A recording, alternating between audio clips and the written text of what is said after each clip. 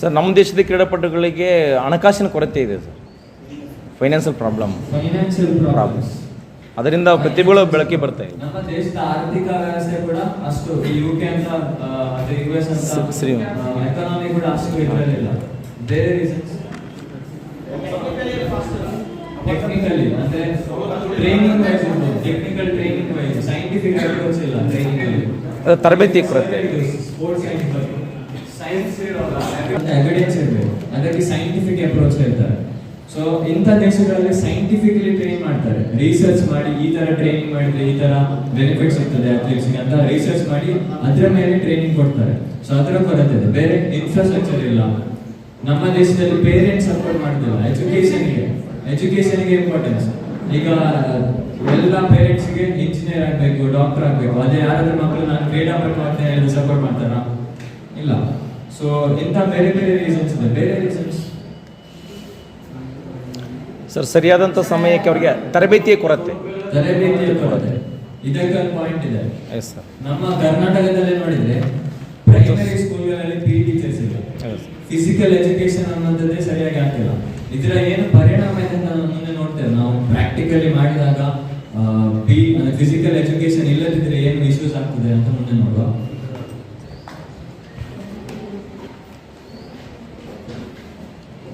So ನಿಮಗೆ long term athletic development ಇದೊಂದು model.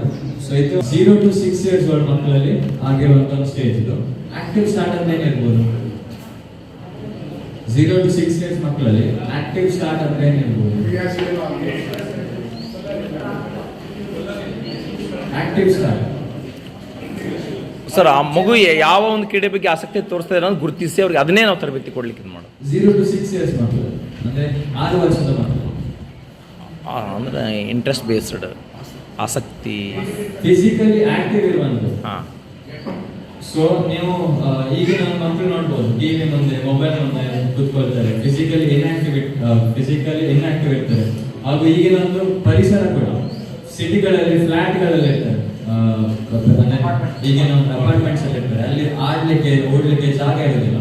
ಅದರ ಒಂದು ನೆಗೆಟಿವ್ ಇಫೆಕ್ಟ್ಸ್ ಕೂಡ ಇರ್ತದೆ. ನೀವು ಫ್ಲಾಟ್ ಫುಟ್ ಕೇಳಿದ್ದೀರಾ? ಫ್ಲಾಟ್ ಫುಟ್ ಹೇಳಿದ್ರೆ ನಿಮ್ಮ ಕಾಲಲ್ಲಿ ಆರ್ಚ್ ಇರ್ತದೆ, ಅದು ಇರುವುದಿಲ್ಲ. ಅದೇನು ಕಾರಣ ಹಾಗೆ ಆಗಲಿಕ್ಕೆ? ಒಂದು ಜನ ಫ್ಲಾಟ್ ಫುಟ್ ಬರ್ತದೆ. ಇನ್ನೊಂದು ಮೇಜರ್ ರೀಸನ್ ಇದೆ,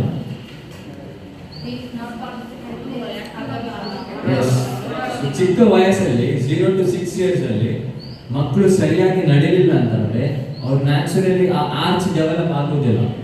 ಮಕ್ಕಳು ವಿದೌಟ್ ಶೂಸ್ ನಡಿಬೇಕು, ಓಡಬೇಕು, ಆಗ್ಲೇ ಆ ನಿಮ್ಮ ಸ್ಟ್ರಕ್ಚರಲ್ ಡೆವಲಪ್ಮೆಂಟ್ ಏನಿರ್ತದೆ ಅದಾಗ್ತದೆ. ಸೊ ನಿಮ್ಗೆ ಹೈ ಪರ್ಫಾರ್ಮೆನ್ಸ್ ಸ್ಪೋರ್ಟ್ ಹೇಳುವಾಗ it is a neuromuscular component, ಅಂದ್ರೆ ನಿಮ್ಮ ನರಗಳು ಹಾಗೂ ಮಸಲ್ಸ್ ಒಟ್ಟಾಗಿ ಕೆಲಸ ಮಾಡಿ ನಿಮಗೆ ಪರ್ಫಾರ್ಮೆನ್ಸ್ ಹೇಳುವಂಥದ್ದು ಬರೋದು. ನೀವೀಗ ಒಂದು ಸ್ಕಿಲ್ ಕಲಿತಾಗ, ಅಂದ್ರೆ ನಿಮ್ಮ ಯಾವ್ದಾದ್ರು ಒಂದು ಸ್ಕಿಲ್, ಸ್ಪೋರ್ಟ್ಸ್ ಸ್ಕಿಲ್ ಇರ್ಬೋದು, ಅದು ಫಿಸಿಕಲ್ ಸ್ಕಿಲ್ ಕಲಿತಾಗ ನಿಮ್ಮ ಬ್ರೈನ್ ಅಲ್ಲಿ ನ್ಯೂರಲ್ ಸ್ಟ್ರಕ್ಚರ್ ಚೇಂಜ್ ಆಗ್ತದೆ. ಅಂದ್ರೆ ನಿಮ್ಮ ಬ್ರೈನಿನ ನ್ಯೂರಲ್ ಸ್ಟ್ರಕ್ಚರ್, ನರಗಳ ಒಂದು ನೆಟ್ವರ್ಕ್ ಏನಿರ್ತದೆ ಅದು ಕಂಪ್ಲೀಟ್ಲಿ ಪರ್ಮನೆಂಟ್ಲಿ ಚೇಂಜ್ ಆಗ್ತದೆ. ಸೊ ನೀವು ಈ ಸ್ಟೇಜ್ ಅಲ್ಲಿ ಕೂಡ 0 to 6 years ಇರುವಾಗ ಕೂಡ ಏನ್ ಮಾಡ್ತೀರಿ, ಫಿಸಿಕಲ್ ಆಕ್ಟಿವಿಟಿ ಮಾಡ್ತೀರಿ, ಅದು ತುಂಬಾ ಇಂಪಾರ್ಟೆಂಟ್ ಆಗ್ತದೆ ನಿಮ್ಗೆ. ಯಾವಾಗ? Even after high performance time ಅಲ್ಲಿ ಕೂಡ. ಸೊ ಆಕ್ಟಿವ್ಲಿ ಸ್ಟಾರ್ಟ್ ಮಾಡೋದು ಕೂಡ ತುಂಬಾ ಇಂಪಾರ್ಟೆಂಟ್. ಸೊ ಇದು ಸ್ಟೇಜ್ ಆದ್ಮೇಲೆ ಫಂಡಮೆಂಟಲ್ ಸ್ಟೇಜ್ ಅಲ್ಲಿ ಫಂಡಮೆಂಟಲ್ ಮೂವ್ಮೆಂಟ್ ಸ್ಕಿಲ್ಸ್ ಇರುವಂತದ್ದು ಮಕ್ಕಳಿಗೆ ಕಲಿತಾರೆ. ಫಂಡಮೆಂಟಲ್ ಮೂವ್ಮೆಂಟ್ ಸ್ಕಿಲ್ಸ್ ಯಾವುದು? Running, walking, jumping, throwing, catching, rolling. ಇದೆಲ್ಲ ಫಂಡಮೆಂಟಲ್ ಮೂವ್ಮೆಂಟ್ ಸ್ಕಿಲ್ಸ್ ಇರ್ತಾರೆ. ಈಗ ನೀವು ನೋಟಿಸ್ ಮಾಡಿರ್ಬೋದು, ಕೆಲವು ಮಕ್ಕಳು ಜಂಪ್ ಮಾಡುವಾಗ ಅವ್ರ ನೀಸ್ ಈ ತರ ಒಳಗೆ ಬರ್ತದೆ, ಈ ತರ ಜಂಪ್ ಮಾಡ್ತಾರೆ, ಅಥವಾ ಲ್ಯಾಂಡ್ ಮಾಡುವಾಗ ಕೂಡ ಈ ತರ ಲ್ಯಾಂಡ್ ಮಾಡ್ತಾರೆ. ಇದು ಯಾಕೆ? ಸೊ ನಿಮ್ಮ ಕಾಲಲ್ಲಿ ಮಸಲ್ಸ್ ಇದೆ, ಗ್ಲೂಟಿಯಸ್ ಮೀಡಿಯಸ್ ಇದೆ. ಸೊ ಅದರ ಮಸಲಿನ ವೀಕ್ನೆಸ್ ಆದ್ರೆ ಆತರ ನಾಕ್ ನೀಸ್ ಹೇಳ್ತಾರೆ. ನಿಮ್ಮ ಕಾಲ ಈ ತರ ಪೋಸ್ಚರ್ ಅಲ್ಲಿ ಬರುವಂಥದ್ದು. ಸೊ ಫಂಡಮೆಂಟಲ್ ಸ್ಕಿಲ್ಸ್ ಇರುವಂಥದ್ದು ಏನಿದೆ ಅದು ಡೆವಲಪ್, ಅಥವಾ ಅದರಲ್ಲಿ ಕರೆಕ್ಷನ್ ಏನಾದರೂ ಇಶ್ಯೂ ಇದ್ರೆ ಅದನ್ನು ಕರೆಕ್ಟ್ ಮಾಡುವಂಥದ್ದು ಈ ಸ್ಟೇಜ್. ಇದು ಮೇನ್ಲಿ ಬಾಯ್ಸ್ ಅಲ್ಲಿ 6 to 9 years ಓಲ್ಡ್, ಗರ್ಲ್ಸ್ ಅಲ್ಲಿ 6 to 8 years old. So fundamental skills ಆದ್ಮೇಲೆ ಲರ್ನ್ ಟು ಟ್ರೈನ್ ಸ್ಟೇಜ್. ಇದರಲ್ಲಿ ಮಕ್ಕಳು ಟ್ರೈನಿಂಗ್ ಮಾಡಲಿಕ್ಕೆ ಕಲಿಯಲಿಕ್ಕೆ ಸ್ಟಾರ್ಟ್ ಮಾಡ್ತಾರೆ. ಅಂದ್ರೆ ಈ 3 ಸ್ಟೇಜ್ಗಳಿಗೆ ಮೇನ್ಲಿ ಫಿಸಿಕಲ್ ಲಿಟ್ರೇಸಿ ಅಂತ ಹೇಳ್ತಾರೆ. ಸೊ ಇದು ಮೇನ್ಲಿ ಫಂಡಮೆಂಟಲ್ ಮೂವ್ಮೆಂಟ್ ಸ್ಕಿಲ್ಸ್ ಹಾಗೂ ಫಂಡಮೆಂಟಲ್ ಸ್ಪೋರ್ಟ್ಸ್ ಸ್ಕಿಲ್ಸ್ ಕಲಿಯುವಂತ ಒಂದು ಸ್ಟೇಜ್ ಇರುತ್ತೆ. ಈ 3 ಸ್ಟೇಜ್ಗಳಲ್ಲಿ ಮಕ್ಕಳು ಅಟ್ಲೀಸ್ಟ್ 3 or 4 ಸ್ಪೋರ್ಟ್ಸ್ ಆಡ್ತಿರ್ಬೇಕು. 3 or 4 sports of different types. ಈಗ ಆಬ್ಜೆಕ್ಟ್ ಕಂಟ್ರೋಲ್ ಅಂದ್ರೆ ನಿಮಗೆ ಫುಟ್ಬಾಲ್ ಬೇಸ್ಡ್ ಅಂದ್ರೆ ಫುಟ್ ಬೇಸ್ಡ್ ಸ್ಪೋರ್ಟ್ ಇರ್ಬೋದು, ಓವರ್ ಹೆಡ್ ಸ್ಪೋರ್ಟ್ಸ್ ಇರ್ಬೋದು, ತಲೆಗಿಂತ ಮೇಲೆ ಆಡುವ ಸ್ಪೋರ್ಟ್ಸ್, ಬಾಸ್ಕೆಟ್ಬಾಲ್, ವಾಲಿಬಾಲ್, ಇನ್ನೊಂದು throwing sports, throwing and catching sports, ಇನ್ನೊಂದು running based sports, kho kho, kabaddi. So ಈ ತರ 3 or 4 ಮಲ್ಟಿಪಲ್ ಬೇರೆ ಬೇರೆ ರೀತಿಯ ಸ್ಪೋರ್ಟ್ಸ್ ಆಡಿದಾಗ ಅವರ ಫಂಡಮೆಂಟಲ್ ಸ್ಕಿಲ್ಸ್ ಏನಿದೆ ಎಲ್ಲ ಸ್ಪೋರ್ಟ್ಸ್ನ ಇಂಪ್ರೂವ್ ಆಗ್ತದೆ. ನಿಮಗೆ ಫಂಡಮೆಂಟಲ್ ಮೋಟರ್ ಸ್ಕಿಲ್ಸ್ ಅಂತ ಕೆಲವು ಸ್ಕಿಲ್ಸ್ ಇಲ್ಲಿ ಪಾರ್ಟಿಸಿಪೇಟ್ ಮಾಡಲಿಕ್ಕೆ ಯಾವ ಥರ ಟ್ರೈನ್. ಈಗ ಕಾಂಪಿಟೇಷನ್ ಹೇಳುವಾಗ ನೀವು ವರ್ಷ ಇಡೀ ಒಂದೇ ರೀತಿ ಟ್ರೈನ್ ಮಾಡೋದಿಲ್ಲ, ಇದಕ್ಕೆ ಪೀರಿಯಡೈಸೇಷನ್ ಅಂತ ಹೇಳ್ತಾರೆ. ನಿಮಗೆ ಈಗ ಕಾಂಪಿಟೇಷನ್ ಅರೌಂಡ್ ಡಿಸೆಂಬರ್ ಅಥವಾ ಜಾನ್ವರಿ ಟೈಮ್ ಆಗಿದ್ರೆ ನೀವು ಸ್ಟಾರ್ಟ್ ಹಿಂದಿನ ವರ್ಷ ಜಾನ್ವರಿಯಲ್ಲಿ ಹೈ ವಾಲ್ಯೂಮ್ ಟ್ರೈನಿಂಗ್ ಹೇಳಿ ಸ್ಟಾರ್ಟ್ ಮಾಡಿ, ಹತ್ರ ಬರುವಾಗ ಹೈ ಇಂಟೆನ್ಸಿಟಿ ಟ್ರೈನಿಂಗ್ ಬರ್ತಿದೆ. ಪೀರಿಯಡೈಸೇಷನ್ ಅಂತ ಒಂದು ಕಾನ್ಸೆಪ್ಟ್ ಇದೆ. ಸೊ ಆ ಥರ ಎಲ್ಲ ಸೈಂಟಿಫಿಕಲಿ ಟ್ರೈನ್ ಮಾಡಿ ಕಾಂಪಿಟೇಷನ್ಗೆ ರೆಡಿ ಆಗಿ. ಈಗ ಕಾಂಪಿಟೇಷನ್ ಕಲಿಯುವಂಥದ್ದು ಬೇರೆ ಕೂಡ ಇರುತ್ತೆ. ಈಗ ಡಿಟರ್ಮಿನೇಷನ್ ಇರ್ಬೋದು, ಮೋಟಿವೇಶನ್, ಸ್ಪೋರ್ಟ್ಸ್ ಮ್ಯಾನ್ಶಿಪ್, ಆ ಥರ ಮೆಂಟಲ್ ಸ್ಕಿಲ್ಸ್ ಕೂಡ ಕಲಿಯಲಿಕ್ಕೆ ಇರ್ತದೆ ಮಕ್ಕಳಿಗೆ. ಸೊ ಈ 2 ಸ್ಟೇಜಲ್ಲಿ ಮೇನ್ಲಿ ಬಿಲ್ಡಿಂಗ್ ಫಿಸಿಕಲ್ ಹಾಗೂ mental capability. So train to compete stage ಮೇಲೆ ಮೇಲ್ಸಲ್ಲಿ 16 to 23 years old, ಫೀಮೇಲ್ಸಲ್ಲಿ 15 to 21 years old. ಅದಾದಮೇಲೆ ಟ್ರೈನ್ ಟು ವಿನ್ ಸ್ಟೇಜ್. ಇದು ಮೇಲೆ ಮೇಲ್ಸಲ್ಲಿ 90+ ಅಂದರೆ ಈ ಸ್ಟೇಜ್ ಬರುವಾಗ ಇದರಲ್ಲಿ ಮೇನ್ ಹೈ ಪರ್ಫಾರ್ಮೆನ್ಸ್ ಸ್ಪೋರ್ಟಿಗೆ ಏನು ಮಾಡ್ತಾರೆ ಅಂದರೆ ಪ್ಯೂರ್ಲಿ ಕಾಂಪಿಟೇಟಿವ್. ನೀವು ವಿನ್ ಆಗ್ಲಿಕ್ಕೋಸ್ಕರ ನೀವು ಎಲೀಟ್ ಅಥ್ಲೀಟ್ಸ್ ಟ್ರೈನ್ ಮಾಡೋದು ನೋಡಿದ್ದೀರಾ? ನೀರಜ್ ಚೋಪ್ರಾ ಇರ್ಬೋದು ಅಥವಾ ಹುಸೇನ್ ಬೋಲ್ಟ್ ಇರ್ಬೋದು, ಟ್ರೈನ್ ಮಾಡೋದು ನೋಡಿದ್ದೀರಾ? ಅವರು ಒಂದು session at least 1.5 hour to 2 hours ಇರ್ತದೆ.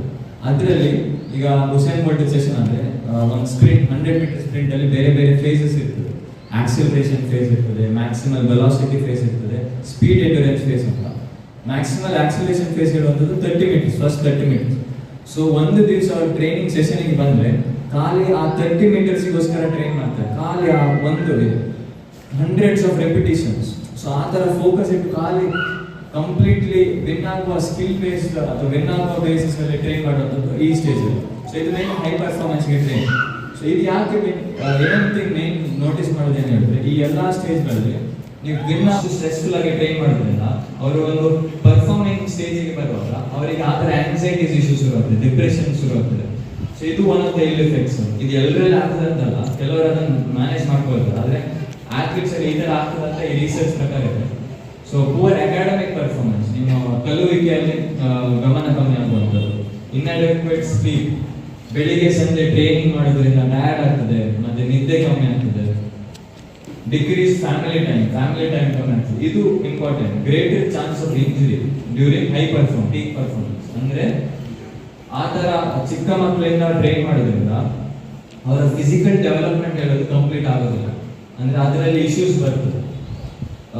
ಸೊ ಫಾರ್ ಎಕ್ಸಾಂಪಲ್ ಹೇಳೋದಾದ್ರೆ ಬ್ಯಾಡ್ಮಿಂಟನ್ ಅಂತ ಸ್ಪೋರ್ಟ್, ನೀವು ಖಾಲಿ ಒಂದು ಕೈಯಲ್ಲಿ ರ್ಯಾಕೆಟ್ ಇಟ್ಕೊಂಡು ಕಂಪ್ಲೀಟ್ ಒಂದೇ ಸ್ಕಿಲ್ ಅನ್ನು ಮಾಡ್ತಿರ್ತೀರಿ.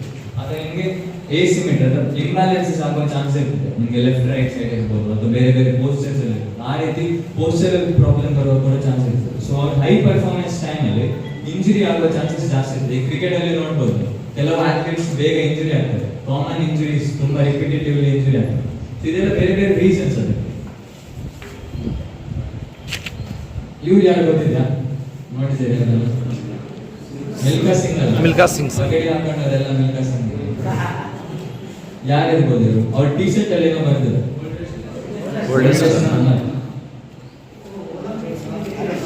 ಒಲಿಂಪಿಕ್ಸ್ ಅಂದ್ರೆ ಇವರು ಈಸ್ ಗಿನ್ನಿಸ್ ವರ್ಲ್ಡ್ ರೆಕಾರ್ಡ್ ಮಾಡಿ ಹೆಸರೇನು ಒಳ್ಳೆ ಅಂತ ಕ್ರೀಡೆಯಲ್ಲಿ ಒಳ್ಳೆ ಆಡಬಹುದು ಹೇಳಿ ಗುರುತಿಸುವಂಥದ್ದು ಟ್ಯಾಲೆಂಟ್ ಐಡೆಂಟಿಫಿಕೇಶನ್. ಅದಾದ್ಮೇಲೆ ಟ್ಯಾಲೆಂಟ್ ಡೆವಲಪ್ಮೆಂಟ್. ಐಡೆಂಟಿಫೈ ಮಾಡಿದ ಮೇಲೆ ಅವರಿಗೆ ಪ್ರೋತ್ಸಾಹ ನೀಡಿ ಡೆವಲಪ್ಮೆಂಟ್ ಮಾಡಬೇಕು. ಅದಾದ್ಮೇಲೆ ಟ್ಯಾಲೆಂಟ್ ಸೆಲೆಕ್ಷನ್ ಅಂದ್ರೆ state level, national level, international select ಆಗಿ ರೆಪ್ರೆಸೆಂಟ್ ಮಾಡೋದು talent selection. So talent identification ಎನ್ನುವ ಪ್ರೋಸೆಸ್ ಯಾರ್ದು ರೆಸ್ಪಾನ್ಸಿಬಿಲಿಟಿ, ಇದು ಯಾರ ಕರ್ತವ್ಯ. ಸೊ ನೀವು ಇದು ಬೇಸಿಕ್ಲಿ ಎಲ್ಲ ಮೋಟರ್ ಸ್ಕಿಲ್ಗಳು ಇದರಲ್ಲಿ ಇನ್ಕ್ಲೂಡ್ ಆಗಿರ್ತದೆ. ಸೊ ಬೇರೆ ಬೇರೆ ಸ್ಪೋರ್ಟ್ಸ್ಗೆ ಬೇರೆ ಬೇರೆ ರೀತಿಯ ಮೋಟರ್ ಸ್ಕಿಲ್ ಅಗತ್ಯ ಇದೆ. ಸೊ ನೀವು ಹೈಟ್ ಅಂಡ್ ವೇಟ್ ಹೇಳೋದು ಯಾವ ಸ್ಪೋರ್ಟ್ಸ್ ಆ ಮಗು ಎಷ್ಟು ಬೇಗ ರಿಯಾಕ್ಟ್ ಆಗ್ತಾರೆ ಅನ್ನೋದು ಈ ಟೆಸ್ಟ್ ಅಲ್ಲಿ ಗೊತ್ತಾಗುತ್ತೆ. ಓಕೆ, ಹೆಸರು ಬರ್ಕೊಂಡ್ರ ರೂಲರ್ ಡ್ರಾಪ್ ಅಂತ. ಇದು ಸಿಂಪಲ್ ಟೆಸ್ಟ್ ಆಗಿರುತ್ತೆ. ಒಂದು ಸ್ಕೇಲ್ ತಗೋಬೇಕು, 0 to 30 ಸೆಂಟಿಮೀಟರ್ ಸ್ಕೇಲ್ ಇರುತ್ತೆ, long scale. Okay, long scale ತಗೋಬೇಕು. ಮತ್ತೆ ಗ್ರಿಪ್ ಈ ತರ ಆಗಿರುತ್ತೆ, ಗ್ರಿಪ್ ನೋಡ್ಕೊಳ್ಳಿ, ಈ ತರ ಗ್ರಿಪ್ ಆಗಿರುತ್ತೆ. ಸೊ ಮೇಲ್ಗಡೆಯಿಂದ ಬಿಡ್ತೀನಿ, ಎಷ್ಟು ಬೇಗ ಆಗುತ್ತೆ ಅಷ್ಟು ಬೇಗ ಇಟ್ಕೋತೀರಾ. ಓಕೆ, ಮೇಲ್ಗಡೆಯಿಂದ ಬಿಡ್ತೀನಿ, ಎಷ್ಟು ಬೇಗ ಆಗುತ್ತೆ ಅಷ್ಟು ಬೇಗ ಇಟ್ಕೋತೀರಾ. ಸೊ ಎಷ್ಟು ಸೆಂಟಿಮೀಟರ್ ಅಲ್ಲಿ ಇಟ್ಕೊಂಡಿರ್ತೀರಾ ಅದು ಒಂದು ರಿಯಾಕ್ಷನ್ ಆಗಿರುತ್ತೆ. ಓಕೆ, ನಾನು 13 ಸೆಂಟಿಮೀಟರ್ ಇಟ್ಕೊಂಡಿದ್ದೀನಿ, ಇದು ನಂದು ರಿಯಾಕ್ಷನ್ ಆಗಿರುತ್ತೆ. ಬೇಗ ಹಿಡಿದಷ್ಟು ಒಳ್ಳೆ ರಿಯಾಕ್ಷನ್ ಇದೆ ಆ ಮಗುಗೆ ಅಂತ, ಲೇಟ್ ಆಗಿ ಹಿಡಿದಷ್ಟು ಲೇಟ್ ರಿಯಾಕ್ಷನ್ ಇದೆ ಅಂತ. ಓಕೆ, ಒಬ್ರು ಬನ್ನಿ ಮಾಡಿ ತೋರಿಸ್ತೀನಿ. ಸರ್ ಬನ್ನಿ. ಒಂದು ಸ್ಕೇಲ್ ಬೇಕು, ಪೊಸಿಷನ್ ಈ ತರ ಇಟ್ಕೊಂಡಿರ್ತಾರೆ, ಈ ತರ ಇಟ್ಕೊಳ್ತೀನಿ. ಓಕೆ, ಮೇಲ್ಗಡೆಯಿಂದ ಬಿಡ್ತೀನಿ, ಎಷ್ಟು ಬೇಗ ಆಗುತ್ತೆ ಅಷ್ಟು ಬೇಗ ಇಟ್ಕೊಂತಾರೆ. ಓಕೆ, 0 ಕೆಳಗಿರ್ಬೇಕು, 0 ಕೆಳಗಿರ್ಬೇಕು, 30 ಮೇಲಿರ್ಬೇಕು. ಓಕೆ, ಎಸ್ ಇಟ್ಕೊಳ್ಸಿ. ನೋಡಿ ಎಷ್ಟಾಗಿದೆ, 18 ಸೆಂಟಿಮೀಟರ್ ಇವ್ರದ್ದು ರಿಯಾಕ್ಷನ್ ಆಗಿರುತ್ತೆ. ಓಕೆ, 18 ಸೆಂಟಿಮೀಟರ್ ಇವ್ರದ್ದು ರಿಯಾಕ್ಷನ್ ಆಗಿರುತ್ತೆ. ಇದು ಪ್ರತಿ ಟೈಮ್ ಚೇಂಜ್ ಆಗುತ್ತೆ. ಈಗ ಇನ್ನೊಂದ್ಸತಿ ಚೆಕ್ ಮಾಡಿದ್ರೆ ಆ ಸಮಯದಲ್ಲಿ ಅವ್ರದ್ದು ಕಾನ್ಸಂಟ್ರೇಷನ್ ಮೇಲೂ ಡಿಪೆಂಡ್ ಆಗುತ್ತೆ. ಓಕೆನಾ? Thank you sir, thank you. So ಇನ್ನೊಬ್ರು ಲೇಡೀಸ್ ಕಡೆಯಿಂದ ನೀವು ಎಷ್ಟು ಬೇಗ ಆಗುತ್ತೆ ಅಷ್ಟು ಬೇಗ ಇಟ್ಕೋಬೇಕು ಅಷ್ಟೇ, ಈ ಥರ ಇಟ್ಕೋಬೇಕು. Okay, next 23 centimetre. ಸೊ ಅವ್ರದ್ದು ಎಷ್ಟು ಬಂತು? 18. 23 ಇವ್ರದ್ದು ಬಂತು. ಯಾರಿಗೆ ಒಳ್ಳೆ ರಿಯಾಕ್ಷನ್ ಇದೆ? ಸಿಂಪಲ್, ಇಷ್ಟೇ. 5 ಈ ತರ 30 ಸೆಕೆಂಡ್ಸ್, 30 ಸೆಕೆಂಡ್ ಚೆಕ್ ಮಾಡ್ತೀರಾ, 30 ಸೆಕೆಂಡ್ ಚೆಕ್ ಮಾಡ್ತೀರಾ. ಯಾರು ಹೆಚ್ಚಿಗೆ ಮಾಡಿರ್ತಾರೆ ಅವ್ರಿಗೆ ಒಳ್ಳೆ ಕೋಆರ್ಡಿನೇಷನ್ ಇದೆ ಅಂತ, ಯಾರು ಕಡಿಮೆ ಮಾಡಿರ್ತಾರೆ ಅವರಿಗೆ ಕಡಿಮೆ ಕೋಆರ್ಡಿನೇಷನ್ ಇದೆ ಅಂತ. ಓಕೆ, ಇನ್ನೊಂದ್ಸತಿ ಹೇಳ್ತೀನಿ, ಇದ್ರ ಹೆಸರು ವಾಲ್ ಟಾಸ್ ಅಂತ. ಏನಕ್ಕೆ ಅಂದ್ರೆ ಗೋಡೆ ಇದೆ ಟಾಸ್ ಮಾಡ್ತೀವಿ, ಅದಕ್ಕೆ ನೇಮಲ್ಲೇ ಇದೆ ವಾಲ್ ಟಾಸ್. ಏನಕ್ಕೆ ಚೆಕ್ ಮಾಡ್ತೀವಿ? ಕೋಆರ್ಡಿನೇಷನ್. ಯಾವ ಕೋಆರ್ಡಿನೇಷನ್? ಹ್ಯಾಂಡ್ ಐ ಕೋಆರ್ಡಿನೇಷನ್, ಕಣ್ಣು ಮತ್ತೆ ಕೈ. ಓಕೆನಾ? ಹೇಗ್ ಮಾಡ್ತೀವಿ? 2 ಮೀಟರ್ ಡಿಸ್ಟೆನ್ಸ್ ಇರಬೇಕು. ಒಂದ್ ಕೈ ಎಸಿತೀನಿ, ಇನ್ನೊಂದ್ ಕೈ ಹಿಡಿತೀನಿ, ಈ ಕೈ ಎಸಿತೀನಿ, ಇನ್ನೊಂದ್ ಕೈ ಹಿಡಿತೀನಿ. ಎಷ್ಟು ಸೆಕೆಂಡ್ಸ್ ಮಾಡ್ತೀರಾ? 30 ಸೆಕೆಂಡ್ ಮಾಡ್ತೀರಾ. ಓಕೆ, 10, 20 ಆ ತರ ಬರುತ್ತೆ. ಜಾಸ್ತಿ ಯಾವ ಮಗು ಬಂದಿದೆ ಅವ್ರಿಗೆ ಒಳ್ಳೆ ಕೋಆರ್ಡಿನೇಷನ್ ಇದೆ ಅಂತ, ಕಡಿಮೆ ಯಾರಿಗೆ ಬಂದ್ರೆ ಕಡಿಮೆ ಕೋಆರ್ಡಿನೇಷನ್ ಇದೆ ಅಂತ. ಸೊ ಕೋಆರ್ಡಿನೇಷನ್ ಯಾವ ಗೇಮಿಗೆ ಬೇಕು? ಕೋಆರ್ಡಿನೇಷನ್ ಯಾವ ಗೇಮಿಗೆ ಬೇಕು? ಬೇಕು, ಆಲ್ಮೋಸ್ಟ್ ಎಲ್ಲರಿಗೂ ಬೇಕಾಗಿರುತ್ತೆ. ಓಕೆ, ಯಾರಾದ್ರೂ ಬರ್ತೀರಾ? ಯಾರು ಕ್ರಿಕೆಟ್ ಆಡ್ತೀರಾ ಇಲ್ಲಿ? ಬನ್ನಿ ಬನ್ನಿ. 2, 3, 4, 5, 6, 7, 8, 9, 10, 11, 12, 13. 1, 2, 3, 4, 5, 6, 7, 8, 9, 10, 11, 12, 13, 14, 15, 16, 17, 18, 19, 20, 21, 22, 23, 24, 25. So ಎಷ್ಟು ಬಂತು? 25. ಅವ್ರದ್ದು ಎಷ್ಟು? 22. ಸೊ ಯಾರಿಗೆ ಕೋಆರ್ಡಿನೇಷನ್ ಜಾಸ್ತಿ ಇದೆ? ಇವರಿಗೆ. ಸೊ ಇವ್ರನ್ನ ಯಾವ ಸ್ಪೋರ್ಟ್ಸ್ ಹಾಕ್ತೀರಾ? ಕೋಆರ್ಡಿನೇಷನ್ ಯಾವ ಚೆನ್ನಾಗಿರುತ್ತೆ? Ball game. ಆ ಗೇಮ್ಸಿಗೆ ಹಾಕ್ತೀರಾ. ಓಕೆನಾ? ಸಿಂಪಲ್. ಏನದು? ಕುತ್ಕೊಂಡಿರ್ತೀರಾ, ಮೆಡಿಸಿನ್ ಬಾಲ್ ಈ ತರ ಇಟ್ಕೋಬೇಕು. ಜೋರಾಗಿ ಎಷ್ಟು ದೂರ ಆಗುತ್ತೆ ಅಷ್ಟು ದೂರ 2 ಕೈಯಲ್ಲೂ ಈ ತರ ಎಸಿತೀರಾ. ಸೊ ಎಷ್ಟು ದೂರ ಬೀಳುತ್ತೆ ಟೇಪ್ ಮೆಜರ್ ಮಾಡ್ಕೋತೀರಾ. ಓಕೆ, ಅದು ಒಂದು ಮೆಡಿಸಿನ್ ಬಾಲ್ ಥ್ರೋ ಆಗಿರುತ್ತೆ. ಸೊ ಏನಕ್ಕೆ ಮೆಡಿಸಿನ್ ಬಾಲ್ ಥ್ರೋ ಮಾಡ್ತೀವಿ ಅಂದ್ರೆ ಅಪ್ಪರ್ ನಿಮ್ದು ಪವರ್ ನೋಡಕ್ಕೆ. ಪವರ್ ಒಂದು ಬಾಡಿನ 2ಆಗಿ ಡಿವೈಡ್ ಮಾಡ್ತಾರೆ, ಅಪ್ಪರ್ ಲೋವರ್. ಓಕೆ, ಅಪ್ಪರ್ ಬಾಡಿದು ಪವರ್ ಕಂಡುಹಿಡಿಯಕ್ಕೆ ನಾವು ಮೆಡಿಸಿನ್ ಬಾಲ್ ಥ್ರೋ ಮಾಡ್ತೀವಿ. ಓಕೆ, ಸುಮ್ಮನೆ ಇದು ಮೆಡಿಸಿನ್ ಬಾಲ್ ಅನ್ಕೊಳ್ಳಿ, ತೋರಿಸಿ. ಗೋಡೆವರೆಗೆ ಇರಬೇಕು, ಈ ತರ ಇಟ್ಕೋತಾರೆ, ಜೋರಾಗಿ ಎಸಿತಾರೆ. ಎಷ್ಟು ದೂರ ಆಗುತ್ತೆ ಅಷ್ಟು ದೂರ, ಅಲ್ಲಿಂದ ಟೇಪ್ ಹಾಕೋತೀರಾ. ಸಿಂಪಲ್. ಗೋಡೆಯಿಂದ ಮೆಜರ್ ಮಾಡ್ಕೋಬೇಕು. Okay, simple. ಇವಾಗ ಕೇಳ್ಬೋದು ಎಷ್ಟು ಕೆಜಿ ಮೆಡಿಸಿನ್ ಬಾಲ್ ತಗೋಬೇಕು? ಬೇರೆ ಬೇರೆ ಕೆಜಿ 5% ಬಾಡಿ ವೆಯ್ಟ್. ಅದು ಆ ಮೆಡಿಸಿನ್ ಬಾಲ್ ತಗೋತೀರಾ. ಅರ್ಥ ಆಗಿದೆಯಾ ಮೆಡಿಸಿನ್ ಬಾಲ್ ಥ್ರೋ ಹೇಗೆ ಅಂತ? ಸೊ ಮೆಡಿಸಿನ್ ಬಾಲ್ ಇದ್ರೆ ಇದನ್ನ ಮಾಡ್ತೀರಾ, ಇಲ್ಲ ಅಂದ್ರೆ ಆಲ್ಟರ್ನೇಟಿವ್ ಟೆಸ್ಟ್ ಇವಾಗ ಹೇಳ್ಕೊಡ್ತೀವಿ. ಪುಷಪ್ ಮಾಡ್ತಿದ್ರೆ ಮೆಡಿಸಿನ್ ಬಾಲ್ ಮಾಡ್ತಿಲ್ಲ ಅಂದ್ರೆ ಎಲ್ಲರಿಗೂ ಪುಷಪೇ ಮಾಡಬೇಕು. ಎಲ್ಲರಿಗೂ ಮೆಡಿಸಿನ್ ಬಾಲ್ ಮಾಡಿದ್ರೆ ಎಲ್ಲರಿಗೂ ಮೆಡಿಸಿನ್ ಬಾಲ್ ಮಾಡಬೇಕು. ಗರ್ಲ್ಸ್ಗೆ ಓಕೆ, ಪುಷಪ್ 1 ಮಿನಿಟ್ ಮಾಡ್ತೀರಾ. ಓಕೆ, ಕೌಂಟ್ ಮಾಡ್ಕೋತೀರಾ. ಪ್ರಾಪರ್ ಪುಷಪ್ ಹೇಗೆ ಮಾಡೋದು ಅಂತ ತೋರಿಸ್ತೀವಿ. ಓಕೆ, ಗರ್ಲ್ಸ್ಗೆ ಕೇಳಿದ್ರು, ಗರ್ಲ್ಸ್ಗೆ ನೀ ಪುಷಪ್, ನೀ ಸಪೋರ್ಟ್ ಮಾಡ್ಕೊಂಡು ಮಾಡ್ತೀರಾ. ಓಕೆನಾ, ಅದನ್ನು ಹೇಗೆ ಮಾಡೋದು ಅಂತ ತೋರಿಸ್ತೀವಿ. ಸ್ಟಾಪ್ ವಾಚ್ ಇಟ್ಕೋಬೇಕು 1 ನಿಮಿಷ. ಸೊ ಕೈ ಸ್ವಲ್ಪ ಲ್ಯಾಟರಲ್ ಇರಬೇಕು ಸ್ವಲ್ಪ, ಮತ್ತೆ ಎಲ್ಬೋ ಒಳಗಿರ್ಬೇಕು, ಈ ತರ ಅಲ್ಲ, ಒಳಗಿರ್ಬೇಕು. ಓಕೆ, ಇದು ತೋರಿಸ್ತಾರೆ. ಮತ್ತೆ ಫಿಸ್ಟ್ ಕೆಳಗಡೆ ಇರುತ್ತೆ, ಸೊ ಅವರು ಟಚ್ ಮಾಡಬೇಕು ಫಿಸ್ಟ್ ನ. ಓಕೆ, ಫಿಸ್ಟ್ ಇದೆಯಲ್ಲ ಇಲ್ಲಿಟ್ಟಿರ್ತೀವಿ ಎದೆ ಹತ್ರ.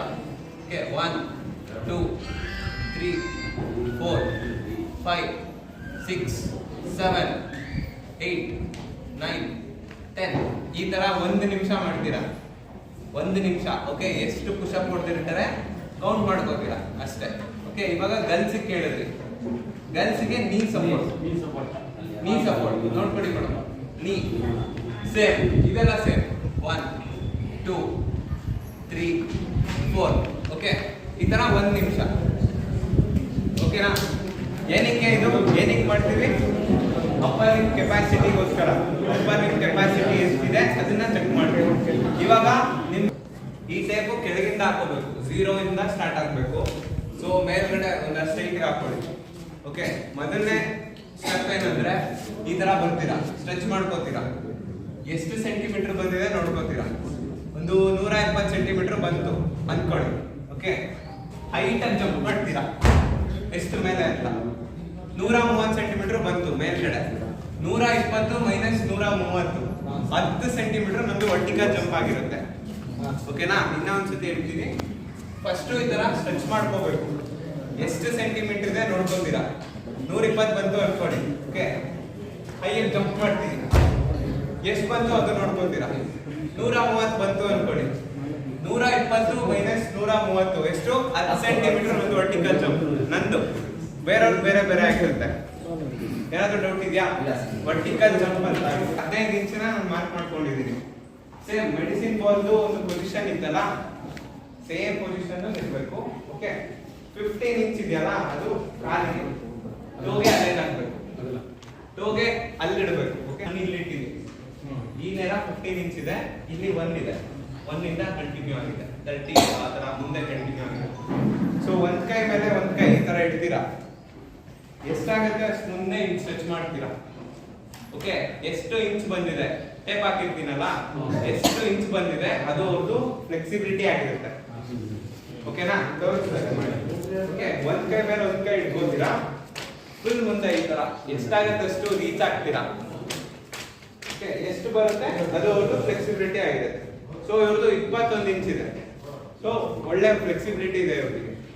ಓಕೆ, 15 ಇಂಚ್ ಏನಕ್ಕೆ ಇಟ್ಕೊಂಡೆ ಅಂದ್ರೆ ಇಲ್ಲಿಗಿಂತ ಹಿಂದೆನೂ ಅವರು ಮುಟ್ಬೋದು. ಎಲ್ಲಾರು ಇದು ಮುಂದೆ ಹೋಗಲ್ಲ, ಸೊ ಒಂದು 15 ಇಂಚ್ ಹಿಂದೆನೂ ಇಟ್ಕೊಂಡಿದ್ದೀವಿ. ಓಕೆ, ಡೌಟ್ ಇದೆಯಾ ಸರ್? ನಿಮಗೆ ಅರ್ಥ ಆಯ್ತಾ? ಅರ್ಥ ಆಯ್ತಾ ಸರ್? ಯಾರು ಇವಾಗ 17 ಇಂಚ್ ನೋಡ್ಬೇಕು, ಜೋರಾಗಿ ಸ್ಪೀಡ್ ಆಗುತ್ತೆ. ಒಂದ್ಸತಿ ಇಲ್ಲಿಗೆ ಬಂದಿದ ತಕ್ಷಣ ಸ್ಟಾಪ್ ವಾಚ್ ಆಫ್ ಮಾಡ್ತೀರಾ. ಒಂದ್ಸತಿ ಅಷ್ಟೇ. ಇದು ನಾವು ಸ್ಪೀಡ್ಗೋಸ್ಕರ ಚೆಕ್ ಮಾಡ್ತೀವಿ. ಸ್ಪೀಡಿಗೋಸ್ಕರ 30 ಮೀಟರ್ ಸ್ಪ್ರಿಂಟ್ ಟೆಸ್ಟ್. ಒಂದ್ಸತಿ ಓಡ್ತೀರಾ ಅಷ್ಟೇ, ರೇಸ್ ತರ. ಓಕೆ, ರೇಸ್ ತರ ಓಡ್ತೀರಾ, ನಮಗೆ ಅವ್ರದ್ದು ಸ್ಪೀಡ್ ಗೊತ್ತಾಗುತ್ತೆ, ಎಷ್ಟು ಸೆಕೆಂಡಿಗೆ ಓಡಿದ್ದಾರೆ ಅಂತ. ಓಕೆ, ಏನಾದ್ರು ಡೌಟ್ ಇದೆಯಾ? 30 ಮೀಟರ್ ಸ್ಪ್ರಿಂಟ್ ಟೆಸ್ಟ್ ಇದು. ಓಕೆ, ಮುಂದಿಂದು ಟೆಸ್ಟ್ 10 ಶಟಲ್ ರನ್ ಅಂತ, 6 into 10 ಶಟ್ ಗೇಟ್ ಅಂತ, ಟೈಮಿಂಗ್ ಗೇಟ್ ಅಂತ. ಸೊ ಇಲ್ಲಿಂದ ಇಲ್ಲಿಗೆ ಒಂದು ಲೇಸರ್ ಕನೆಕ್ಟ್ ಆಗಿರುತ್ತೆ. ಲೇಸರ್ ಇದ್ರ ಮಧ್ಯೆ ಲೇಸರ್ ಕನೆಕ್ಟ್ ಆಗಿರುತ್ತೆ. ಇದರ ಮೂವ್ ಆಗೋದಕ್ಕೆ ಅದೇ ಟೈಮ್ ತಗೊಳುತ್ತೆ, ಆಟೋಮೆಟಿಕ್ ಟೈಮ್ ತಗೊಳುತ್ತೆ. ಸೊ ಸ್ಟಾಪ್ ವಾಚ್ ಅಲ್ಲಿ ಯೂಶಲಿ ನೀವು ಎರರ್ ಮಾಡ್ತಿರ್ತೀರಾ, ಅಂದ್ರೆ ಅಷ್ಟು ಅಕ್ಯುರೇಟ್ ಬರಲ್ಲ. ಇದು ಅಕ್ಯುರೇಟ್ ಬರುತ್ತೆ. ಟೆಕ್ನಾಲಜಿ ಇದ್ರೆ ಈ ತರ ಯೂಸ್ ಮಾಡ್ಬೋದು, ಇಲ್ಲ ಅಂದ್ರೆ ಸ್ಟಾಪ್ ವಾಚ್ ಅಲ್ಲೂ ಮಾಡ್ಬೋದು. ಓಕೆ, ಓಕೆ, ಇದ್ರ ಹೆಸರು ಹ್ಯಾಂಡ್ ಗ್ರಿಪ್ ಡೈನಮೋಮೀಟರ್ ಅಂತ. ಡೈನಮೋಮೀಟರ್ ಅಂತ, DYNAMOMETER, ಡೈನಮೋಮೀಟರ್. ಓಕೆ, ಸೊ ನಾನು ಹೇಳಿದಾಗ ಪರ್ಸನ್ ಈ ತರ ಜೋರಾಗಿ ಪ್ರೆಸ್ ಮಾಡ್ತಾರೆ. ಸೊ ಇದರಲ್ಲಿ ಬ್ಲೂಟೂತ್ ಕನೆಕ್ಟ್ ಆಗಿರುತ್ತೆ. ಇಲ್ಲಿ ಎಷ್ಟು ಕೆಜಿ ಅವರು ಪ್ರೆಸ್ ಮಾಡ್ತಿದ್ದಾರೆ ಅನ್ನೋದು ನನಗೆ ಗೊತ್ತಾಗುತ್ತೆ.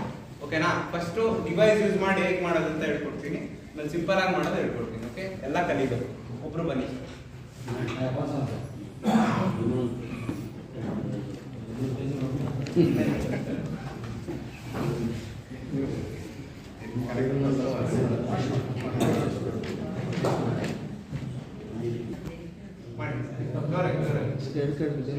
ಸೊ ಇಲ್ಲಿ ನನಗೆ ಗೊತ್ತಾಗ್ತಿದೆ 23 ಕೆಜಿ. 23 ಕೆಜಿ ಇವ್ರದ್ದು ಬಲಗಡೆ. ಓಕೆ, ಎಡಗಡೆಗೂ ಚೆಕ್ ಮಾಡಬೇಕು, ಮರಿಬಾರ್ದು. ಓಕೆ, ಅದೇ important.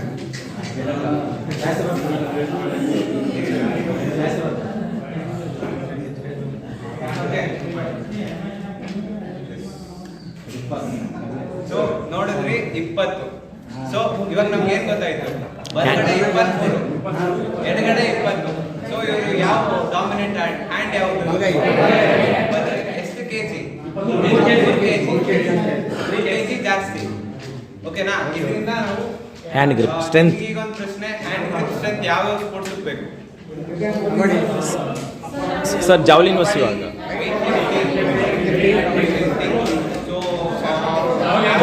ಯಾಮರ್ throw, javelin throw. Simple. Okay, ಇದರ ಹೆಸರೇನು? Hand grip dynamometer. Okay, so ಇದು ಒಂದು 250ರಿಂದ 300 ರೂಪಾಯಿ ಆಗುತ್ತೆ. ಓಕೆನಾ? ಅಮೆಝಾನ್ ಅಲ್ಲಿ ಚೆಕ್ ಮಾಡಿದ್ರೆ ನಾನು ತಗೊಂಡಿರೋದು ಸ್ವಲ್ಪ ಕಾಸ್ಟ್ಲಿ. ಸೊ ಈ ತರ ಡಿವೈಸು ಬರುತ್ತೆ. ಓಕೆ, ಇದರಲ್ಲಿ ನೋಡ್ಬೋದು ನೀವು ಗ್ರಿಪ್, ಈ ತರ ಗ್ರಿಪ್ ಇದೆ. ಸೊ ಇದು ನಾನು ಮಾಡ್ಕೊಂಡ್ರೆ ಇಲ್ಲಿ ಮಾನಿಟರ್ ಅಲ್ಲಿ ಎಷ್ಟು ಕೆಜಿ ಅಂತ ತೋರಿಸುತ್ತೆ. ಓಕೆ, ಈ ತರ ಇಲ್ಲ ತೋರಿಸುತ್ತೆ. 3 ಸೆಕೆಂಡ್ಸ್ ಸಾಕು. 3 ಸೆಕೆಂಡ್ ಅಲ್ಲಿ ಗಟ್ಟಿಗೆ ಈ ತರ ಮಾಡಿದ್ರೆ ಸ್ಟ್ರೆಂತ್ ಗೊತ್ತಾಗುತ್ತೆ. ಓಕೆ, ಡೌಟ್ ಏನಾದ್ರು ಇದೆಯಾ 11 ಟೆಸ್ಟ್ ಅಲ್ಲಿ? ಸೊ ಇವಾಗ ಏನಕ್ಕೆ 11 ಟೆಸ್ಟ್ ನಾನು ಹೇಳ್ಕೊಟ್ಟೆ? ಐಡೆಂಟಿಫಿಕೇಶನ್, ಟಾಲೆಂಟ್ ಟೆಸ್ಟ್ ಮಾಡಲಿ. ಓಕೆ, ನೀವು ಎಲ್ಲಾರು ಏನ್ ಮಾಡ್ತೀರಾ? ನಿಮ್ ಸ್ಕೂಲಿಗೆ ವಾಪಸ್ ಹೋಗ್ತೀರಾ, ಕನಿಷ್ಠ 5 ಮಕ್ಳಿಗೆ ಮಾಡ್ತೀರಾ. ಸೊ ನಾವಿವಾಗ 4,000 ಜನ BE teacher all over Karnataka ಈ ಟೆಸ್ಟ್ ಗಳನ್ನ ಹೇಳ್ಕೊಡ್ತಿದೀವಿ. ಒಬ್ಬೊಬ್ರು 5 ಜನ ಈ ಟೆಸ್ಟ್ ಮಾಡಿದ್ರೆ ನಮಗೆ ಎಷ್ಟು ಜನ ಸಿಗ್ತಾರೆ? 20,000 ಜನ ಟ್ಯಾಲೆಂಟೆಡ್ ಮಕ್ಕಳು ಗೌರ್ಮೆಂಟ್ ಸ್ಕೂಲಿಂದ ನಮಗೆ ಸಿಗ್ತಾರೆ. ಓಕೆನಾ? ಇದು ಒಂದು ಬಿಗ್ ಈವೆಂಟ್.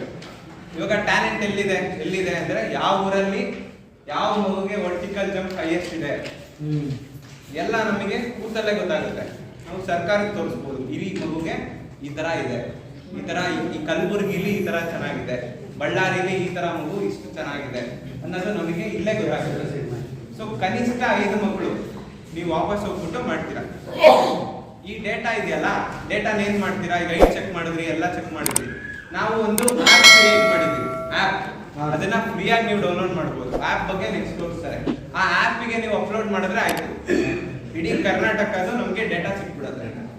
ಸಿಂಪಲ್. ಆ ಆಪ್ ನ ಹೆಂಗ್ ಯೂಸ್ ಮಾಡೋದು ಅದೆಲ್ಲ ಹೇಳ್ಕೊಡ್ತಾರೆ. ಓಕೆನಾ? ಏನಾದ್ರು ಡೌಟ್ ಇದೆಯಾ? Thank you. ಇವಾಗ ಮುಂದೆ